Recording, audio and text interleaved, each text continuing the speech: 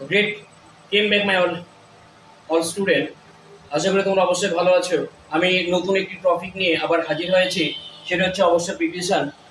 এই প্রিপোজিশন হচ্ছে বাংলা প্রতিশব্দ হচ্ছে পদান্বয়ী অব্যয়, এবং বাংলায় যেটা এবং ও কিন্তু ইত্যাদি বোঝায়। এর ব্যাপার হচ্ছে প্রত্যেকটা স্টুডেন্টকে একটা সমস্যার সম্মুখীন হতে হয় এই প্রিপোজিশন নিয়ে। আমি একটু অন্য মাত্রায় অন্যভাবে উপস্থিত হয়েছি এই প্রিপোজিশন নিয়ে। আশা করি তোমরা যে কোনো পরীক্ষায়, অর্থাৎ ক্লাস 5 to 12 অবধি তো পাবেই, এবার 11-12 নতুন সংযোজন করা হয়েছে এই প্রিপোজিশন। প্লাস যে কোনো কম্পিটিটিভ এক্সাম, বড় বড় এক্সামগুলোতে এইভাবে যদি আমরা প্রিপোজিশন করি তাহলে সবই কমন পাবো এবং আমাদের কনফিউশনগুলো দূর হবে। আমি স্টার্ট করছি। প্রথমে ডিফিনেশন বলছে, প্রি শব্দের অর্থ হচ্ছে পূর্বে এবং পজিশন শব্দের অর্থ হচ্ছে অবস্থান। অর্থাৎ যে ওয়ার্ড কোনো নাউন অর্থাৎ নাম পদ এবং প্রোনাউন এবং সর্বনাম পদের পূর্বে বসিয়ে তার সঙ্গে পূর্ববর্তী কোনো ওয়ার্ডের সম্বন্ধ দেখিয়ে দেয়, তাকে আমরা কি বলবো? অবশ্যই প্রিপোজিশন বলবো। তাই আমরা সময় নষ্ট না করে আমরা ডিরেক্টলি চলে যাচ্ছি যে দুটো করে পার্থক্য কিভাবে আমি সমাধান করে দিচ্ছি। তোমরা ভালো করে আমার সঙ্গে থাকবে আর দেখবে। বলছে এই থ্রো শব্দের অর্থ এবং অ্যাক্রোস শব্দের অর্থ হচ্ছে, থ্রো শব্দের অর্থ হচ্ছে বা অ্যাক্রোস শব্দের অর্থ হচ্ছে, দুটোই হচ্ছে মাধ্যম। কিন্তু কোন মাধ্যম কিভাবে এখানে বসে আমরা যদি ভালোভাবে না বসে পড়ি বা না জানি নিয়মগুলো, তাহলে কিন্তু আমরা বসাতে পারবো না। দেখবে। আচ্ছা, আমি সূত্রটা আগে দেখি নেই। এখানে লিখে দিয়েছি সূত্র। সেটা কি বলছে? কোনো কিছুর ভিতর দিয়ে এপার থেকে ওপারে পারাপার হলে, অর্থাৎ বাধাহীন ভাবে যেটাকে বলা হচ্ছে, হ্যাঁ, তাহলে বলেছে হলে তাকে সেখানে হচ্ছে থ্রো বসছে বা বসবে। আর অপর দিকে হচ্ছে বাধা না পেয়ে, অর্থাৎ বাধাহীন ভাবে এপার থেকে ওপারে পারাপার হলে সেটা সেক্ষেত্রে অ্যাক্রস বসছে। কিরকম? তাহলে মনে রাখতে হবে, এখানে বলছে ট্রেন পাস্ট ড্যাশ দিয়ে হচ্ছে টানেল। টানেল একটা হচ্ছে বাধাপ্রাপ্ত অংশ, সেখানে পার হতে গেলে একটা গুহার ভিতর দিয়ে যেতে হচ্ছে। তাহলে অবশ্যই এখানে সেই সূত্র অনুযায়ী প্রথমে আমরা কি বসবো? অবশ্যই হচ্ছে থ্রু বসবে। ঠিক আছে। এবং দ্বিতীয়টা বলছে দ্য ট্রেন পাস্ট। ট্রেনটা হচ্ছে পাস্ট হলো, অর্থাৎ পার হলো কি বলা হচ্ছে? খোলামেলা জায়গার উপর দিয়ে। সেই ক্ষেত্রে কি এখানে বসবে? তাহলে এখানে অবশ্যই তাহলে হচ্ছে অ্যাক্রস বসছে। তাহলে প্রথম কার্ডটা হচ্ছে থ্রো বসছে,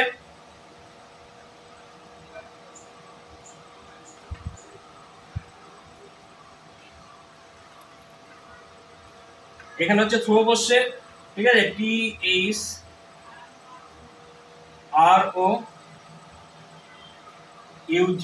প্রথমটা হচ্ছে থ্রো বসছে।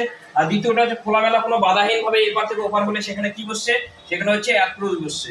ঠিক আছে, ACROSS। এখান থেকে আমরা করে নেবে দিব, তাহলেই হবে। দ্বিতীয় হবে হচ্ছে 2 নম্বর, উইথ এবং অ্যালং উইথ একসঙ্গে। মনে রাখতে হবে এই দুটোর সঙ্গে হচ্ছে অর্থই হচ্ছে একসঙ্গে, এই দুটোর অর্থ হচ্ছে একসঙ্গে।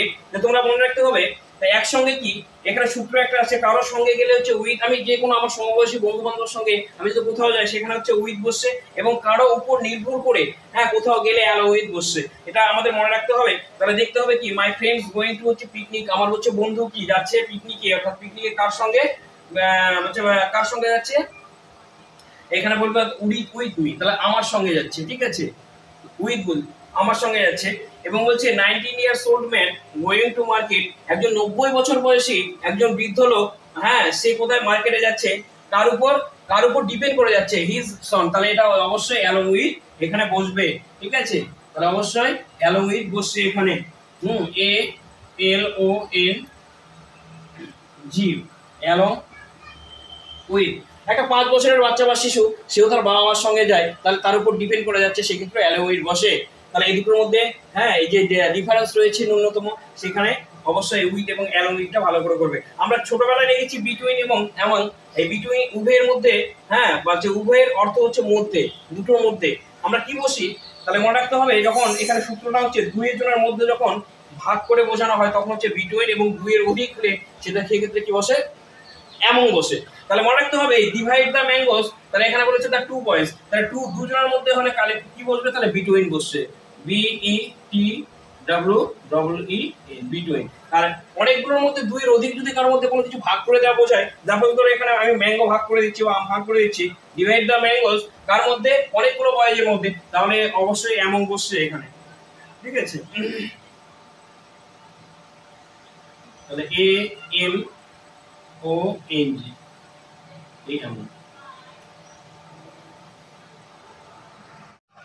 4 নম্বর সূত্র তোমরা ফলো করবে অবশ্যই। বলছে সিন্স, ফর, ফ্রম, এই তিনটির অর্থ হচ্ছে থেকে। তাহলে মনে রাখতে হবে কি বলা হয়েছে,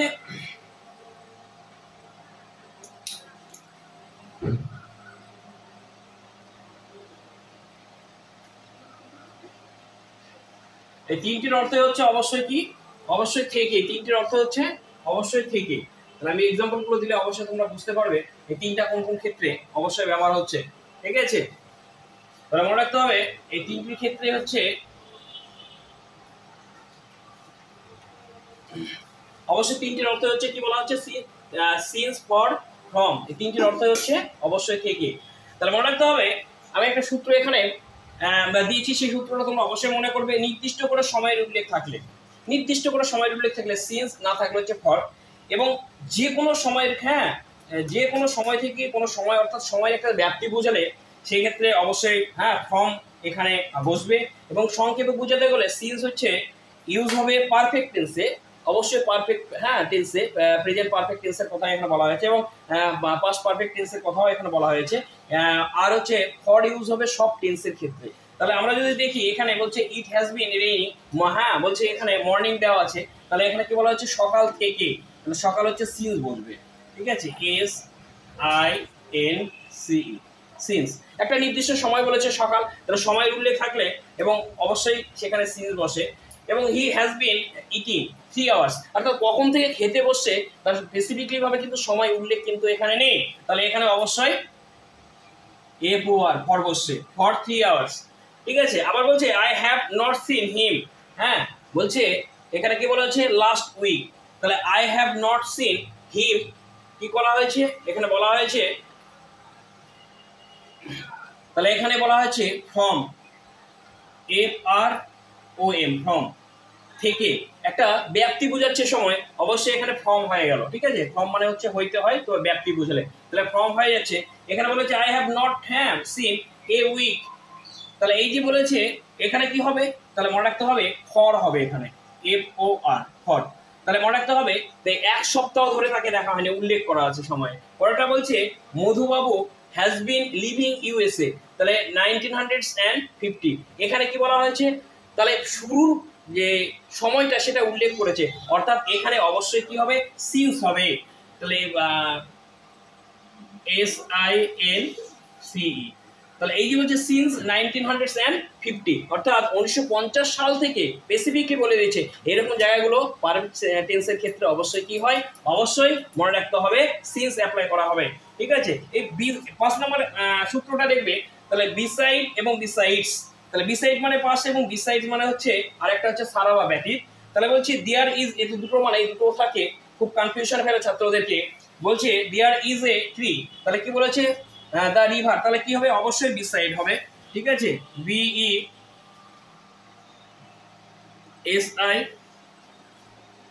বিসাইড, তাহলে বিসাইড দিয়ে দিবা। তাহলে নদীর পাশে অবস্থান করছে। আরেকটা বলছে বলছে হি নোজ ইংলিশ, বিসাইড পাশাপাশি কি হয়, সে অবশ্যই ইংলিশ ভালো জানে। হ্যাঁ, বিসাইড BESIDES, বিসাইড পাশাপাশি বেঙ্গলি, হিন্দি এবং ইংলিশের পাশাপাশি সে অবশ্যই হিন্দি এবং ইংলিশটাও বলছে বেঙ্গলি এবং ইংলিশটাও জানে। Thank you.